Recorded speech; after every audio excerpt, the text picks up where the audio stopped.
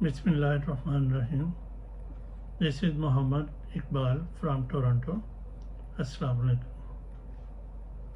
8 फरवरी 2024 के general elections Pakistan की तारीख में धांधली शुदा इलेक्शन के तौर पर याद रखे जाएंगे। इन इलेक्शन से पहले पाकिस्तान के मिलिट्री इस्टेब्लिशमेंट ने 9 मई के वाक़यात के फॉल्स फ्लैग ऑपरेशन किया और उस ऑपरेशन के नतीजे में हज़ारों सियासी कैदियों को पकड़ा, सियासी वर्करों को पकड़ कर कैद बनाया गया। फिर सिस्टमेटिक तरीके से पाकिस्तान तहरीक इंसाफ PTI को तोड़ा गया, उसके लोगों को उससे तोड़ा गया। डोंस धांधली और धमकी से उनको प्रेशर में लाकर पार्टी से अलग किया गया।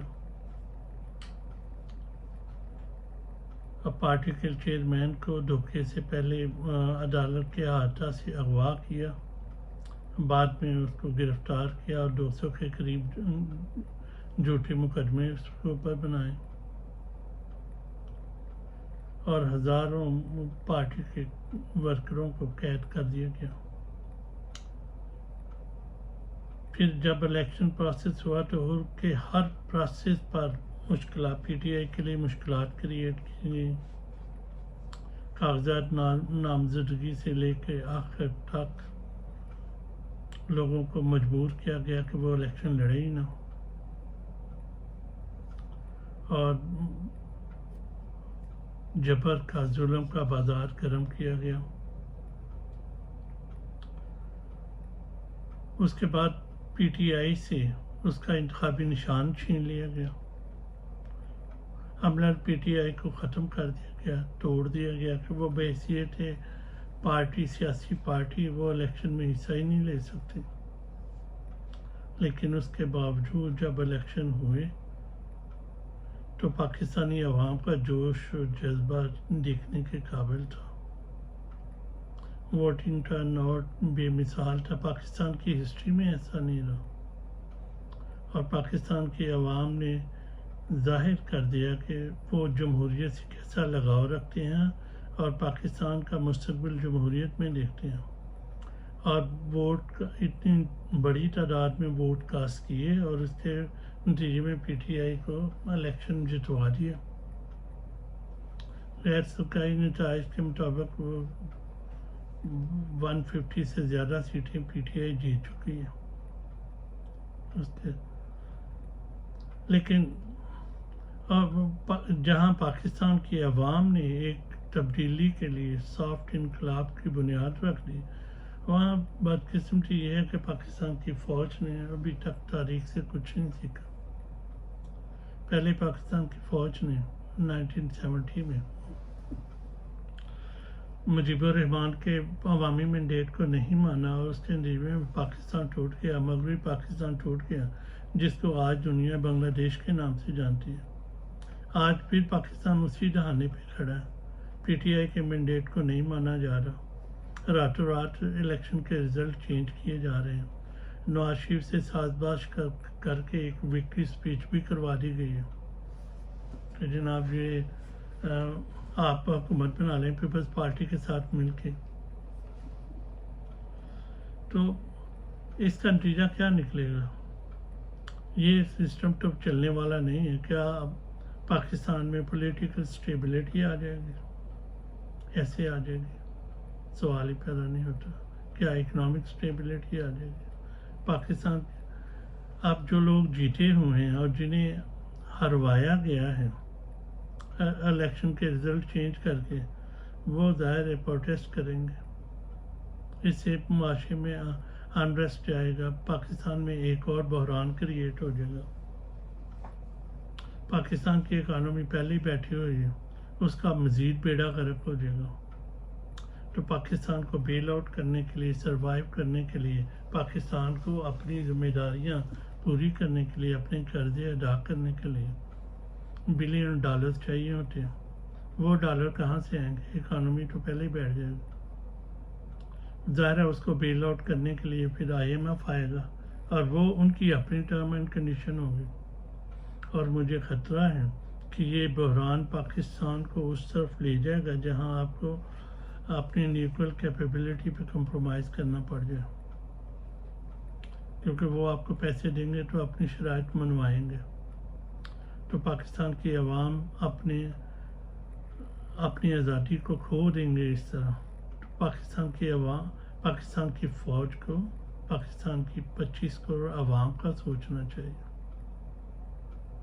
پاکستان کے مفادات کا سوچنا چاہیے اور عوامی مینڈیٹ کا احترام کرنا چاہیے، ورنہ پاکستان کسی بڑے حادثے کا شکار ہو جائے گا.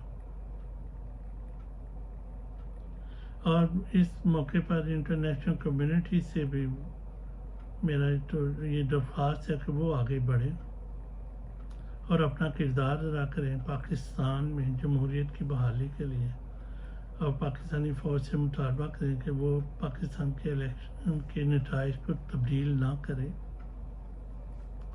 کیونکہ اگر پاکستان پولیٹیکلی ڈسٹرب ہوا، یہاں انارکی ہوئی، یہاں پولیٹیکل ٹرمائل ہوا، انریسٹ ہوا، تو وہ اس ریجن کی ترقی کو متاثر کرے گا.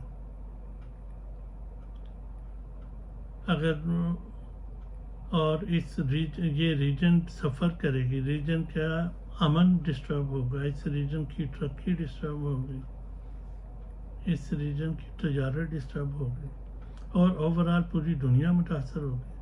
پاکستان ایک ایٹمی اسلامی ملک ہے جس کے ساتھ مغرب کے پہلے خدشات ہیں کہ یہاں سے فنڈامنٹلزم نکلتا ہے اور یہاں سے پھر وہ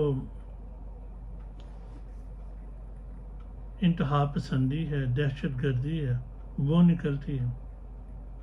تو ایک ایسا ملک جو جس پر پہلے ہی ایسے الزامات ہیں، جہاں پہلے ہی دہشت گردی ہو رہی ہے، ایک طرف BLA والے بیٹھے ہوئے ہیں، TTP والے ہیں، وہ سارے دہشت گردی کرتے ہیں، اور فوج جو ہے سیاسی اچھاڑ بکھاڑ میں لگی ہوئی ہے، حکومتیں برانے اور گرانے میں لگی ہوئی ہیں.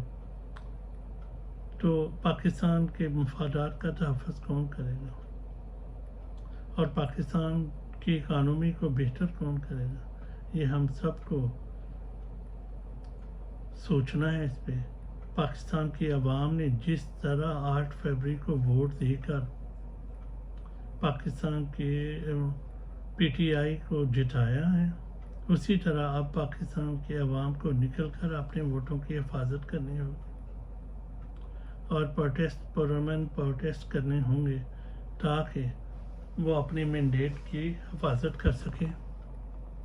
اور جہاں جہاں رزلٹ تبدیل کیے ہیں، پاکستان کی فوج نے رزلٹ تبدیل کروا کے نواز شریف کے بندوں کو جتوایا ہے، وہاں سے پروٹیسٹ کر کے وہ رزلٹوں کو واپس کروائیں، اور تاکہ PTI اپنی حکومت بنائے اور الٹیمیٹلی عمران خان جیل سے باہر آ کر پاکستان کا نیا الیکٹڈ وزیر اعظم بنے اور پاکستان ترقی کی راہ پر دوبارہ چلے. ورنہ اگر یہی ڈانس ڈانسری رہی اور جرنیل یہی چاہتے رہے کہ ان کی اپنی مرضی چلے گی، تو اس سے کوئی پاکستان کی بہتری نہیں ہوگی. پاکستان ایک بحران سے نکل کر دوسرے بحران میں داخل ہو جائے گا. جرنیلوں کی نوکریاں ختم ہو جائیں گی، 3 سال بعد انہوں نے دوسرے ملکوں میں شفٹ ہو جانا ہے. پاکستان کے لوگوں نے ادھر رہنا ہے، ہم نے، آپ نے ادھر رہنا ہے، میری جنریشن نے بھی ادھر رہنا. ہم لوگ سارے رشتہ دار عزیز سب پاکستان میں ہیں ہمارے. تو اس کے لیے ابھی ہمیں پھر اسٹرگل کرنی پڑے گی، اپنے مینڈیٹ کی حفاظت بھی کرنی پڑے گی. پاکستان کا آج کا پاکستان منیر نیازی کے اس شعر کا نقشہ پیش کر رہا ہے. ایک اور دریا کا سامنا تھا منیر مجھ کو، ایک اور دریا کا سامنا تھا منیر مجھ کو، میں ایک دریا کے پار اترا تو میں نے دیکھا.